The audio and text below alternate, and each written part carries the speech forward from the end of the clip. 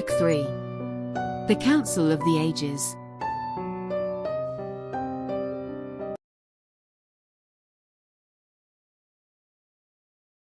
Chapter 6. Part 3.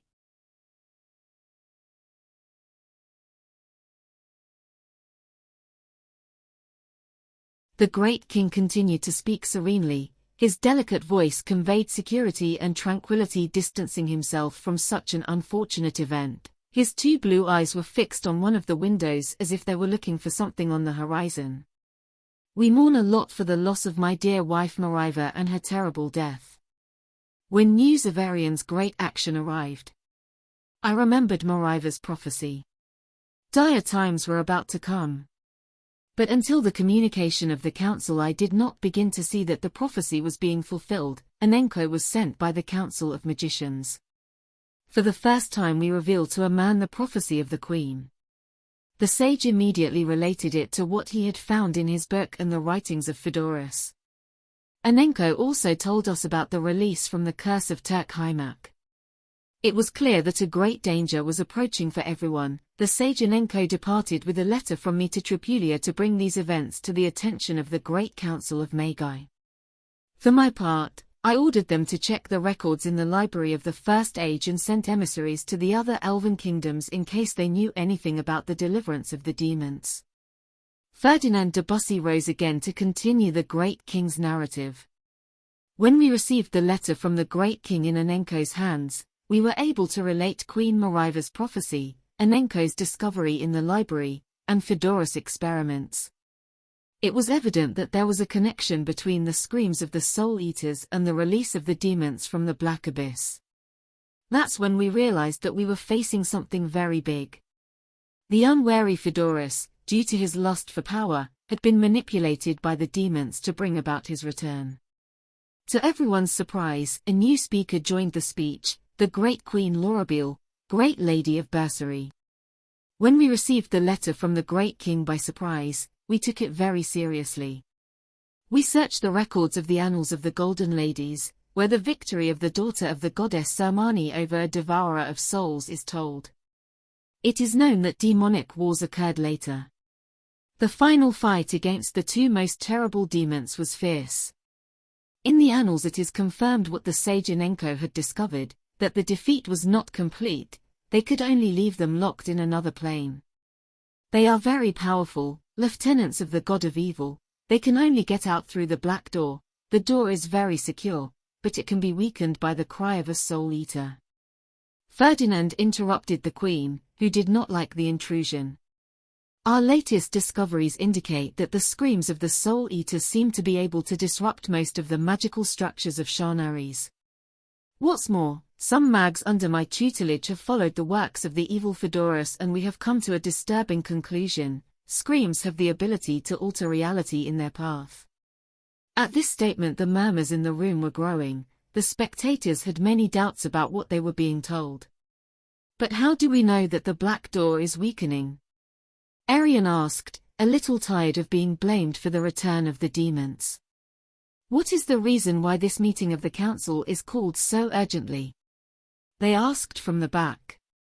They were very coherent questions that remained unanswered. Phoedorus managed to calm the spirits to be able to clarify things. The blue jewels were created to produce those interdimensional barriers that contain demons. Which would be logical since we know that Elaban created them during the demonic wars. In addition, since the betrayal of Phoedorus, the jewels that are guarded by the Council of Magi began to shine when the moon Zoran is full, and that brightness gradually intensifies. We notified this fact to Priestess Arian since we had no records of what this abnormal shine of the jewels meant, because fortunately in Turk-Heimak there are some books that could tell us what those increasingly intense shines mean. Arian was a little nervous. Now the importance of her position as High Priestess was noticed. She took the notes that she had prepared with Kush. It was a topic that they had secretly taken with Aris. 3 years ago we received a letter from the Council of the Orders of Magi of Tripulia. Immediately together with my brothers we began to search the library of the Great Temple to see if there was any clue to the behavior of the jewels. There are hundreds of copies in the library of the Great Temple. They are very well preserved thanks to the damned. We found an incomplete book. It was a kind of diary of the last high priest of Elaban before the curse, Shermiel. It recounted in considerable detail the expedition of King Dermidiel II to Itzamir. The most interesting thing was the reason for the expedition. It seems that there is a conjunction that opens the door where the demons of the Black Abyss are imprisoned. In the event of a scream from a soul eater before the junction, the portal is weakened and can be opened. The diary relates that the Golden Lady warned the king and the high priest. They decided that the only way to prevent this opening is to perform a ritual using one of the 7 blue jewels in front of the black door. The book does not tell us the reason, but from what is said, Dermidiel decided that all the jewels had to be used on the expedition. Something that caused discomfort in the priests, but they obeyed the descendant of the House of Rohan. From what it seems, the explanation he gave is that there was no conjunction conducive to closing the door. But the chief priests were not very pleased with the king's explanation. Arian was silent for a moment, perhaps gathering the 7 jewels without Elaban's permission was what caused the curse, but it was not the matter to be dealt with in this meeting. The elven kings squirmed in their chairs. Rohan's house was sacred to them. The priestess avoided such a thorny issue and continued with her speech. We cannot know much more apart from a brief account of the arrival in Istamir. The rest of the pages are torn out. I think it's a guess, but it's most likely that the high priest died during the expedition, which is why the book is incomplete. And that the king took office upon his return is a right of the monarchs of the House of Rohan. Again a pause. Arian wanted to make it clear that something had happened in that expedition that caused the curse, but that he did not know it either. Silence in the room. The priestess continued with her presentation. We send all of this information to the Council of Magicians. We agreed that if we found some news about the matter and we would communicate it to him. Indeed, we end up finding a series of books that referred to demonic wars and talk about the great final victory. They confirm what we already know. Those books tell how the 2 demons ended up being locked inside the Black Abyss.